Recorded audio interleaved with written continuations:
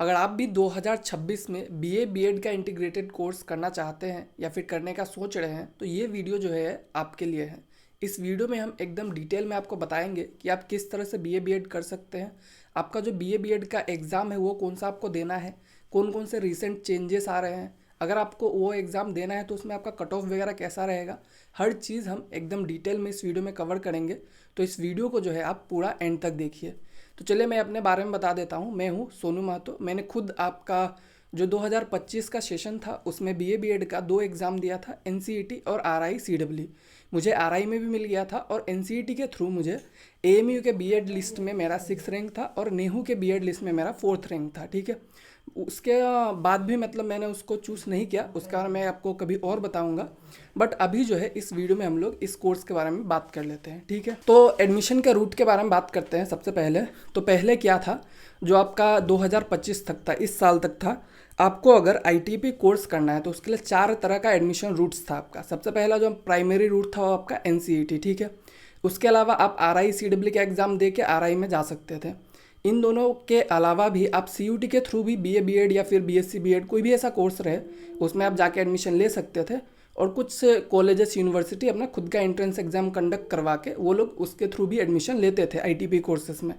But 2025 में changes आए हैं। ठीक है, कि अगर आपको 2026 में बीए बीएड या फिर बीएससी बीएड किसी भी इंटीग्रेटेड टीचर एजुकेशन प्रोग्राम में एडमिशन लेना है तो आप जो है किसी भी और मूड से नहीं जा सकते, आपको बस एनसीईटी ही दे के जाना पड़ेगा। ठीक है, तो ये जो अपडेट है इसके बाद ऐसा होगा कि जो भी प्राइवेट यूनिवर्सिटीज़ के एग्ज़ाम थे या फिर जो भी कॉलेजेस के एग्ज़ाम थे वो सब से आप नहीं जा सकते हैं। ठीक है, सीयूटी के थ्रू भी मोस्ट प्रोबेबली एनटीए वाले जो है बंद कर देंगे ये कोर्स।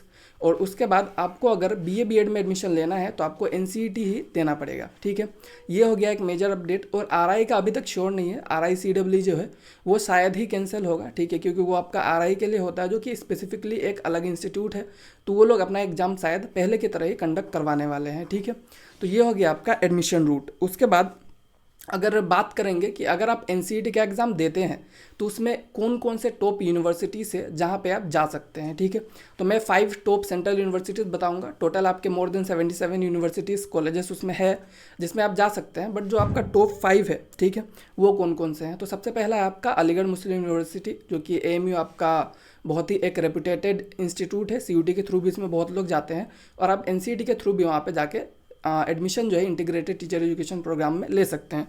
उसका जो हमारा नेक्स्ट है वो है आपका नेहरू, नॉर्थ ईस्टर्न हिल यूनिवर्सिटी, जो कि आपका शिलोंग में लोकेटेड है।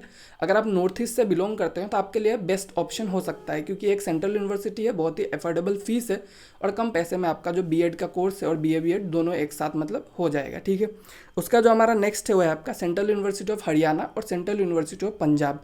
ये दोनों में ही आपको इंटीग्रेटेड प्रोग्राम्स देखने को मिल जाता है और दोनों ही एनसीईटी में एकदम टॉप पे रहते हैं। ठीक है, तो यहाँ पे भी आपको अगर एडमिशन लेना है तो यहाँ पे भी आप जो है जा सकते हैं, अगर आपके घर के पास है या फिर आपका जो लोकेशन है वो फेवरेबल है तो। उसका जो हमारा लास्ट एक 5th नंबर पे है वो है आपका department of education Delhi university. ठीक है, तो मतलब एनसीईटी के थ्रू भी आप डीयू में जा सकते हैं, वहाँ पे भी आपको एडमिशन मिल सकता है। तो ये आपके टॉप प्रेफरेंस है जो रहने चाहिए जहाँ पे अगर आप एनसीईटी देंगे। ठीक है, अब बात आता है कि अगर आपको इसमें जाना है, क्योंकि ये टॉप यूनिवर्सिटीज़ है, ठीक है, इसमें more than thousands of students आपका एग्जाम देते हैं। ठीक है, मतलब पिछले बार भी अराउंड 50,000 लोगों ने अपेयर किया था एनसीईटी का एग्ज़ाम। इस बार वो कंपटीशन और बढ़ने वाला है क्योंकि बाकी मूड्स जो है बंद हो चुका है। तो इस हिसाब से आपको जो है मार्क्स भी लाना पड़ेगा। तो इन टॉप इंस्टीट्यूट्स में जाने के लिए आपको जो है मिनिमम आपको 640 में से 300 तो लाना ही पड़ेगा।